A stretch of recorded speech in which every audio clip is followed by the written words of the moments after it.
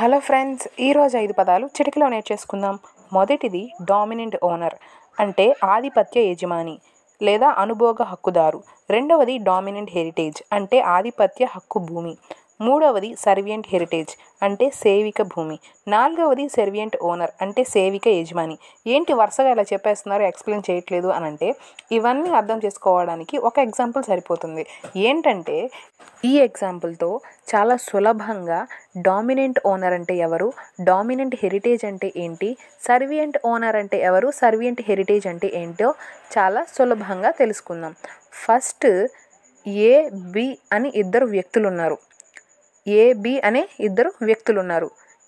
ఏ పొలానికి మనం వెళ్ళాలి అని అంటే బి పొలం దాటుకునే వెళ్ళాలి. సో ఏ అనేవాడు వాడి పొలంలో ఏం విత్తనాలు వేయాలన్నా సరే, పంటను పండించాలన్నా సరే బి యొక్క ల్యాండ్ గుండానే పోవాలి. వేరే ఏ దారి అతనికి లేదు. అతడు ఖచ్చితంగా బి యొక్క ల్యాండ్లో నుంచే వెళ్ళగలడు. సో ఇక్కడ ఏకి బి ల్యాండ్లో నడిచే రైట్ ఉంది. దాన్ని ఈజ్మెంట్ అంటారని మనం ముందు తరగతుల్లో నేర్చుకున్నాం. సో ఇక్కడ ఏ ఏమవుతాడు అనంటే డామినెంట్ ఓనర్ అవుతాడు.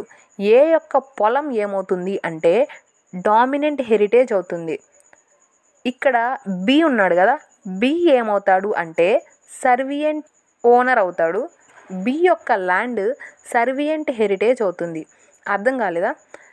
ఏం లేదండి, ఇప్పుడు ఏ తన ల్యాండ్కి వెళ్ళాలి అంటే బి ల్యాండ్లో నుంచే వెళ్ళాలి కదా.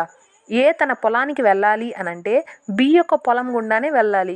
సో ఇక్కడ ఏ ఏం చేస్తున్నాడు, డామినేట్ చేస్తున్నాడు. ఎవరిని? బిని డామినేట్ చేసి బి యొక్క ల్యాండ్ గుండా తన యొక్క పొలానికి వెళ్తున్నాడు. సో ఇతన్ని ఏని డామినెంట్ ఓనర్ అని అంటాం. సో ఇక్కడ బి ఏం చేస్తున్నాడు, సర్వీస్ అనేది ఇస్తున్నాడు కదా. అంటే అతనికి ఏమీ లాభం ఉన్నా లేకున్నా సరే ఏ పోవడానికి దారి ఖచ్చితంగా బి ఇవ్వాల్సి ఉంటుంది. ఎందుకంటే వేరే దారి ఏది లేదు కాబట్టి బి ఇక్కడ సర్వీస్ చేస్తున్నాడు కాబట్టి సర్వియంట్ ఓనర్ అవుతాడు. సో ఈ బి యొక్క భూమినే సర్వియంట్ హెరిటేజ్ అని అంటారు. అర్థమైందా?